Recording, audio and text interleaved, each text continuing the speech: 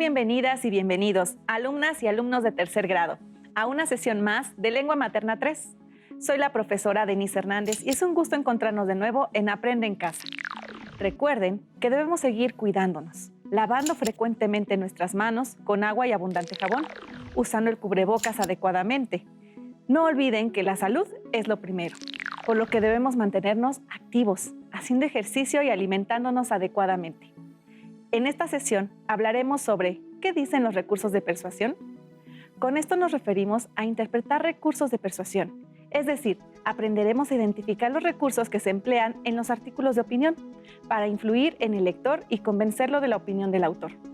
Esto les será muy útil al escribir su propio artículo de opinión, pero también para fortalecer su propio aparato crítico, lo que les permitirá tener más herramientas para expresar y defender su postura sobre cualquier tema en diferentes contextos. El aprendizaje esperado de esta sesión es: comprende el propósito comunicativo, el argumento y la postura del autor al leer artículos de opinión, mientras que el propósito es interpretar recursos de persuasión. Lo que aprenderán durante la sesión les ayudará a identificar las estrategias que utilizan los autores para convencer a sus lectores, lo cual les dará herramientas para cuando tengan que escribir un artículo de opinión. Los materiales que van a necesitar para esta sesión son su siempre confiable cuaderno y lápiz o bolígrafo para que puedan tomar notas, además de su libro de texto. Recuerden que todo lo que vean es para reforzar su conocimiento, así que les recomiendo llevar un registro de las dudas, inquietudes o dificultades que surjan durante el desarrollo de la sesión, pues muchas de estas las podrán resolver al momento de consultar su libro de texto y revisar sus apuntes. Seguramente en sesiones anteriores han leído artículos de opinión y ya conocen sus características. Recordarán que algo que caracteriza al artículo de opinión y a otros textos es el uso de recursos persuasivos. Para comenzar, les diré que existen varios tipos de textos persuasivos que han conocido, analizado y producido a lo largo de este ciclo escolar. ¿Saben cuáles son? ¿No? ¡Claro que sí! Está el ensayo, el anuncio publicitario, el prólogo, la historieta con finalidad académica, educativa o social y, por supuesto, el artículo de opinión. ¿Ya recordaron? Perfecto. Continuemos ahora con los recursos que empleamos para persuadir. Primero, ¿qué es persuadir? Pidamos la ayuda de nuestra querida Elena. Elena, ¿me puedes ayudar a decir a los alumnos qué es persuadir y en qué consiste la persuasión, por favor? Por supuesto, maestra.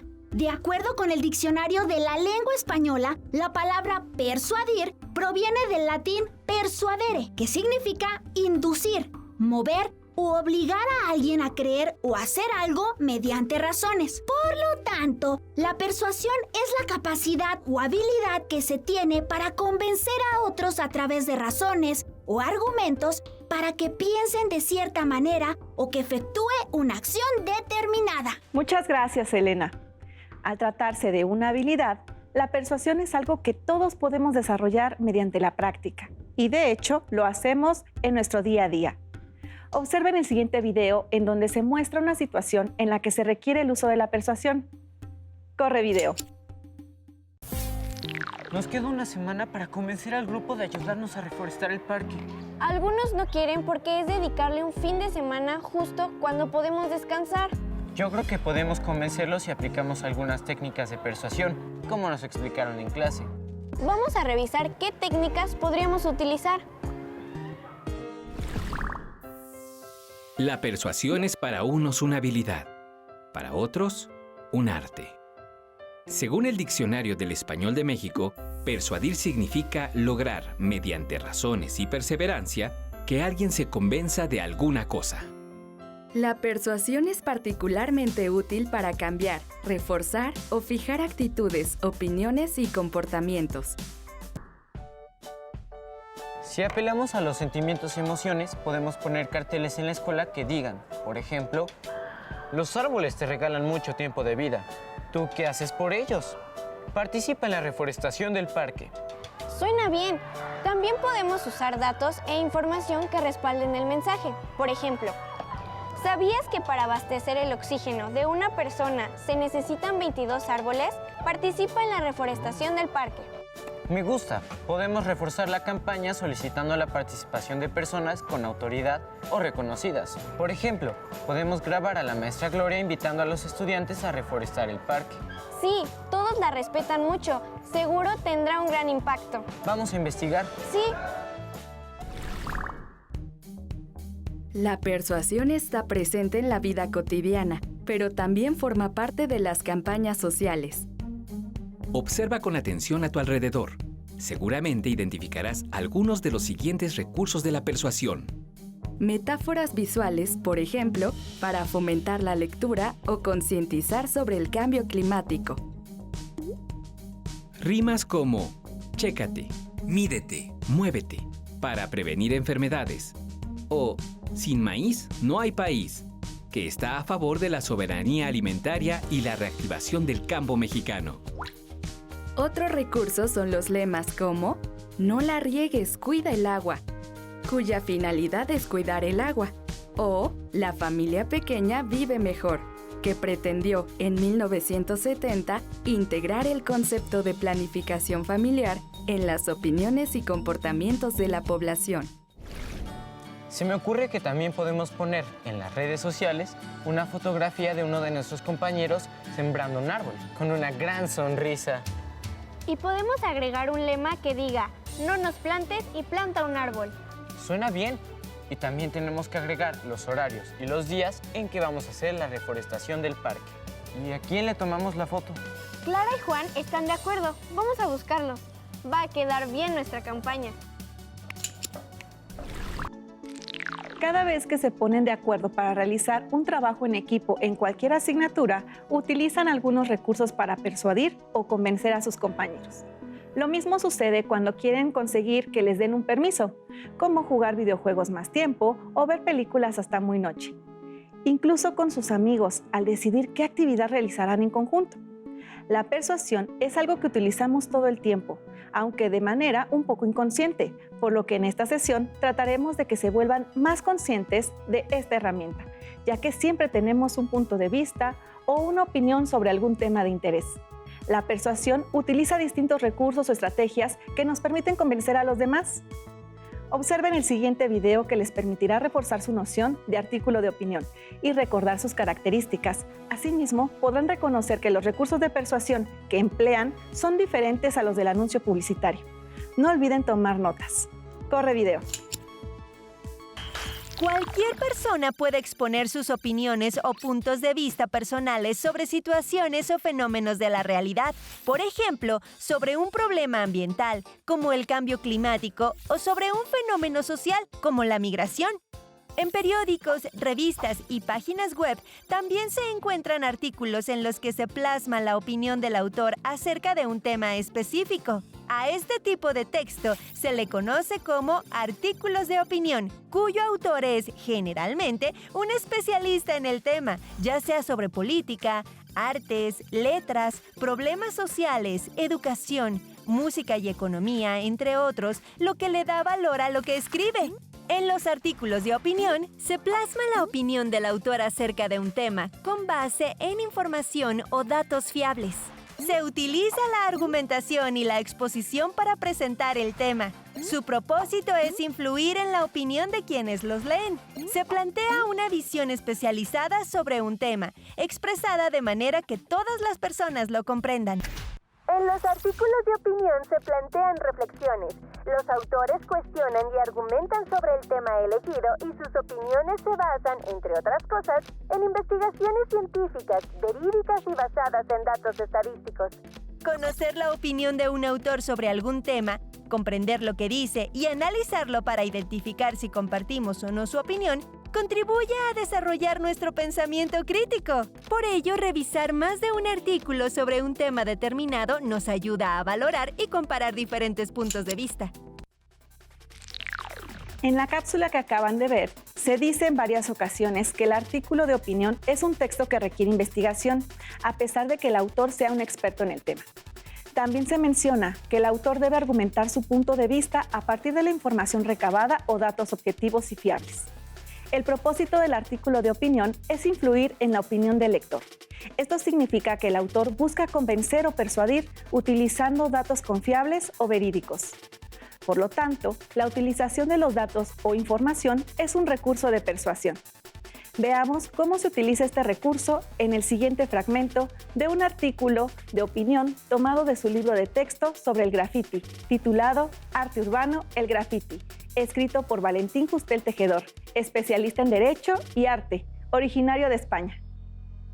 Para comprender la realidad del graffiti, lo más conveniente tal vez sea remontarnos a sus orígenes. En los albores de la humanidad ya se realizaban trazas, señales, marcas, signos y dibujos por los primitivos pobladores. Así, testimonios asimilados al graffiti son las pinturas rupestres. En este fragmento, el autor menciona datos sobre las pinturas rupestres para compararlas con el graffiti, es decir, está estableciendo una analogía que le permite afirmar que el graffiti es similar a las pinturas rupestres y que, por lo tanto, es una manifestación cultural que tiene su origen en ellas. Otro recurso de persuasión que emplea el autor en este mismo artículo es el respaldo de autoridad, que consiste en recurrir a otro experto en el tema con mayor reconocimiento y que se considera una autoridad en el tema. Es decir, que gracias a sus estudios e investigaciones no se pone en duda lo que dice. Veamos cómo incluye este recurso en el siguiente fragmento. En este sentido, es más acertado citar al filósofo canadiense Marshall McLuhan cuando dijo que, en una cultura como la nuestra, acostumbrada durante largo tiempo a escindir y dividir todas las cosas como un medio de control, a veces nos choca el que se nos recuerde que, en los hechos operantes y prácticos, el medio es el mensaje. Ciertamente, el graffiti es una manifestación artística callejera, urbana, y su soporte forma parte inherente de su expresividad. En este fragmento vemos que se menciona una cita textual, la cual aparece entrecomillada en el texto. Y además menciona al autor de la cita, un filósofo muy popular. Todos estos elementos conforman el respaldo de autoridad y, como pudieron darse cuenta, se utiliza para reforzar o darle mayor veracidad a la afirmación que hace este autor sobre que el graffiti es una forma de expresión artística y urbana. En dicha cita textual, Marshall McLuhan afirma que en nuestra cultura el medio es el mensaje. Esto quiere decir que la forma en la que se expresa algo está el significado que adquiere. En el caso del graffiti, Justel Tejedor toma esa afirmación y la traslada a la forma en la que se manifiesta el graffiti para afirmar que esa expresión es arte. También es común que en los textos de opinión, el autor del artículo emplee la argumentación y contraargumentación para convencer o persuadir al lector. La argumentación es un recurso que consiste en dar una serie de razones necesarias y suficientes que comprueben una afirmación, la cual se concluye de dichos recursos.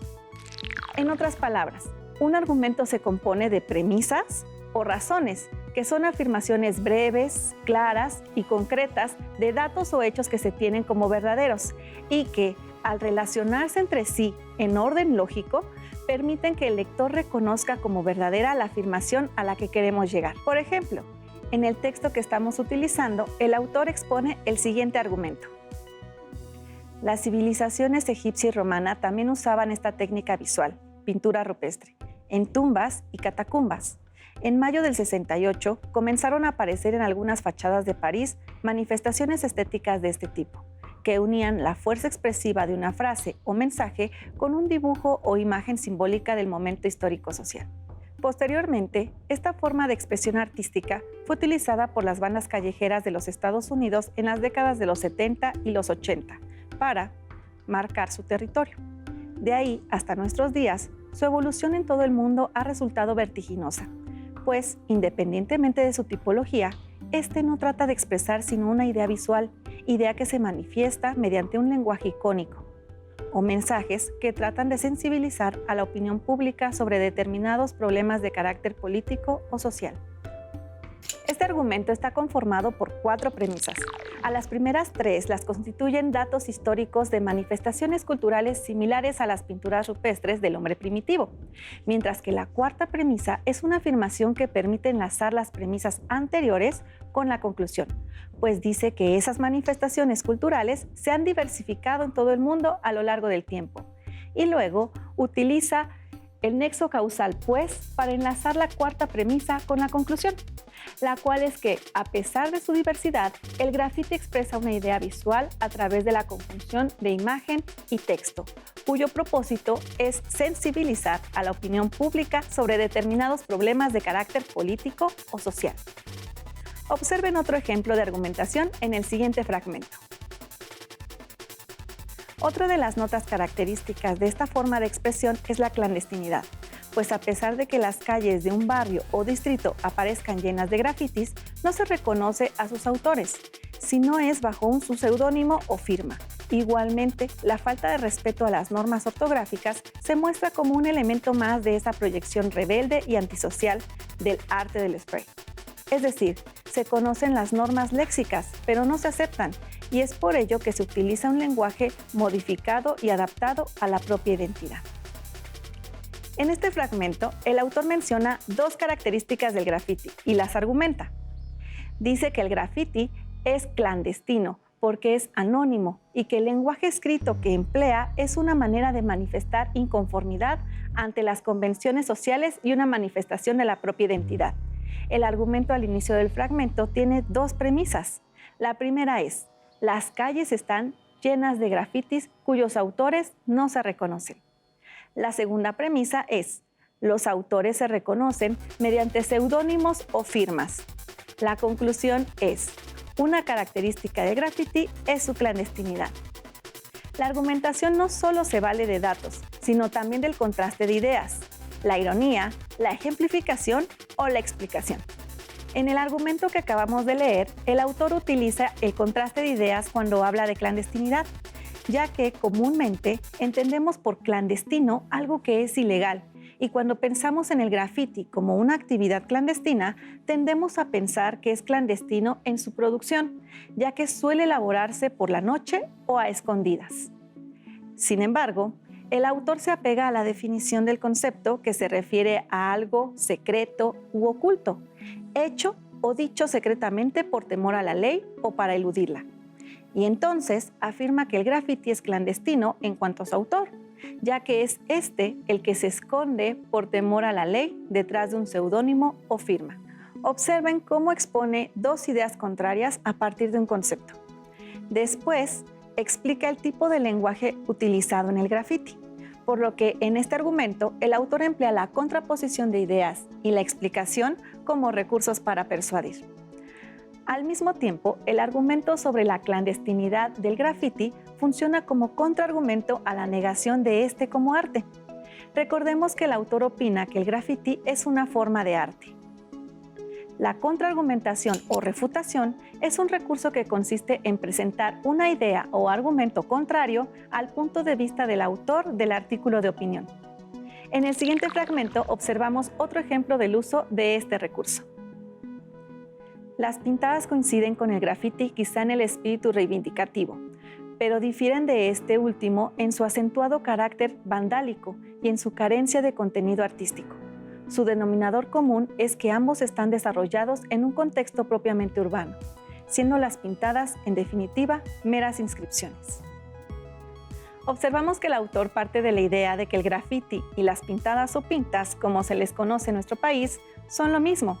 Esta idea es contraria u opuesta a su opinión, por lo que emplea la comparación como recurso para explicar la diferencia entre las pintadas y el graffiti, y de esta manera poder afirmar que no son lo mismo. Otro recurso que se usa para persuadir es la ejemplificación, la cual consiste en enumerar o listar una serie de ejemplos concretos sobre una afirmación para convencer al lector de que dicha afirmación es verdadera. Por ejemplo, en el caso del graffiti, el autor pudo haber colocado varias fotografías con ejemplos de pintas y de grafitis para convencer al lector de que no son lo mismo y evidenciar sus diferencias. Cabe mencionar que el planteamiento de situaciones hipotéticas también constituye un recurso de persuasión que consiste en plantearle al lector una situación posible a partir de una afirmación. Por ejemplo, en el texto que hemos analizado, el autor expone dos posturas contrarias y extremas sobre el graffiti para después plantear una tercera posibilidad. Presten atención a la lectura para que logren identificar la situación hipotética. Existen dos posturas enfrentadas. la de aquellos que se muestran como detractores del denominado arte del aerosol y la de quienes se sitúan en la zona opuesta, que opinan que deben autorizarse o incluso que ni siquiera necesitan una anuencia para ser plasmadas. Quizá una postura intermedia, que es a la que me sumo, sería la más acertada, porque reconoce la cualidad artística de esta forma de expresión de la realidad, siempre y cuando no vulnere la norma. Para plantear una situación hipotética, se pueden usar nexos como quizá o tal vez, u oraciones que nos ayuden a expresar probabilidad y posibilidad.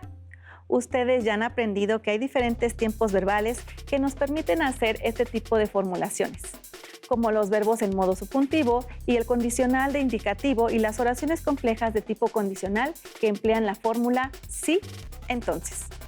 Todos los recursos de persuasión que hemos visto a lo largo de la sesión son recursos discursivos o racionales y se distinguen de los recursos emocionales, los cuales son más comunes en los textos publicitarios, ya que apelan a las emociones, anhelos o deseos del lector y no a la razón.